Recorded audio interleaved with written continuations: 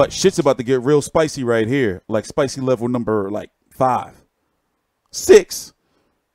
Because when you start talking about steroids and PEDs, but pay attention. Let me shut the fuck up. The boogeyman of the heavyweight division. Not a lot of guys have wanted to fight him. A number have avoided him. Why do you want this challenge? As soon as I got the call, the challenge accepted. You know, they call him the boogeyman, but boogeyman looks under his bed looking for me at night. I'm not scared of nobody. Nobody. My dad beat my ass worse than Luis Ortiz ever will. So, well, talk you know, sass. The point is this, man. He is very, very skilled. But if you want to be the best in the world, you got to fight the best.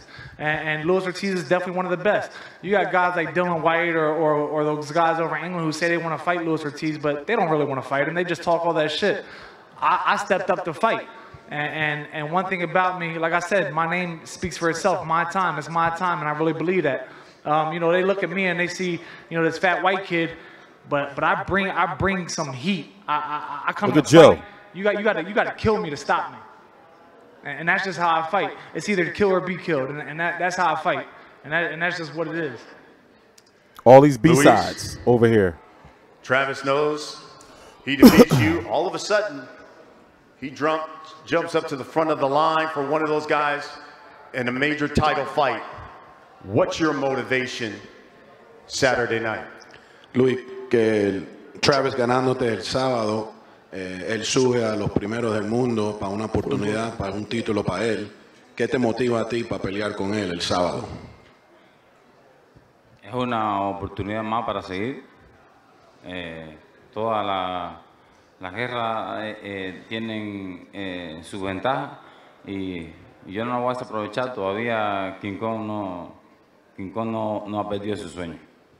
He says that, of course, that's what he expects, and that's what he expected for Travis to you know, instill in his training camp, and that the opportunity is just as good for him, just as great for him. There's no need to not be motivated for a fight. He hasn't done so even when he debuted.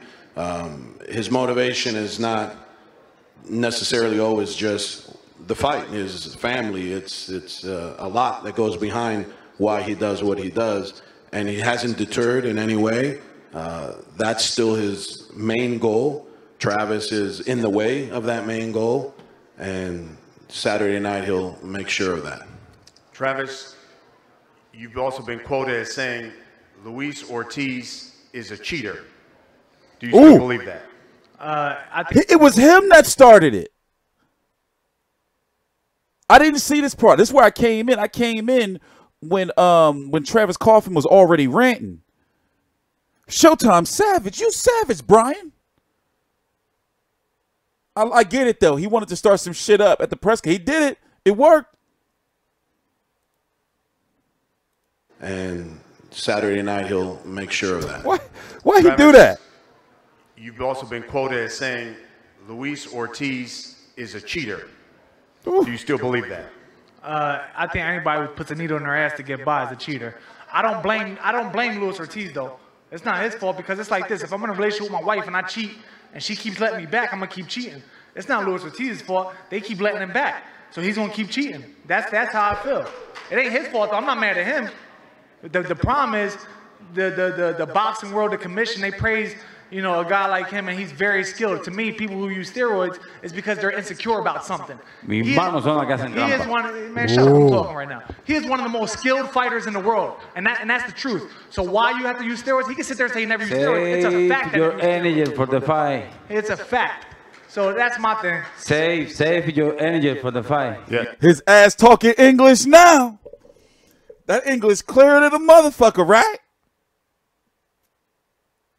He talking that English now.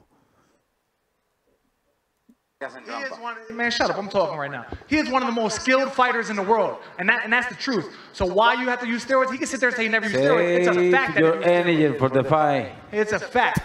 So that's my thing. Save your energy for the fight. Yeah. You need it. Your response to that, Luis? Tu respuesta de que él dice que tú eres un tramposo, que la culpa es de box. Also remember, Luis Ortiz has high blood pressure. Remember? That's why he failed the drug test, so he can't get too hype. It might raise his blood sugar. and it's diabetes. So he got to be cool. No, diabetes is not a joke, though. That motherfucking, like, your feet swell up. You ever see Big Mama's house? Your feet swell up. No, fucking soul food. Your feet swell up. They motherfucking cut your foot off. Your ankles be all swollen and shit. You don't want those problems in your life. High blood sugar. And diabetes and high blood pressure and shit. Boxeo que te deja de nuevo pelear, que el boxeo es el que te debe estar castigando y no es culpa tuya si el boxeo te deja seguir peleando, pero que él piensa que tú eres un tramposo. ¿Qué tú dices de eso? La trampa está en mi mano, hay que descifrarla. He says, you know, they can continue saying what they want to say, and he's been tested more times than Vada's even tested, period. So whatever, you know, if he's a cheater, figure it out Saturday night. I'd be remiss if I didn't get a prediction. Got a huge fight in the main event. Wilder, Fury. Who do you think wins that fight? I don't care about those two. All I care about is Luis Ortiz. Wilder versus Fury, Saturday night. Luis, who do you think wins that fight? Luis, ¿quién tú crees que gana esa pelea entre Wilder y entre Fury? Travis dice que le vale verga. ¿Quién pelea esa pelea que le está pensando en la de él? A él le vale verga porque no tiene, pero es lindo ver que se destruyan y peleen y cumplan su sueño, que es de salir victorioso. Yo pienso que Wilder le gane. He says that Travis obviously could care less because he won't get past Saturday night, so he's not even thinking about that. And that he believes that Wilder will win the fight in spectacular fashion and you know, and move on. Thank you, gentlemen. Now let's get to the co-main event. Jason Wellborn. Travis Kuaffman, he's not like a bad fighter. However,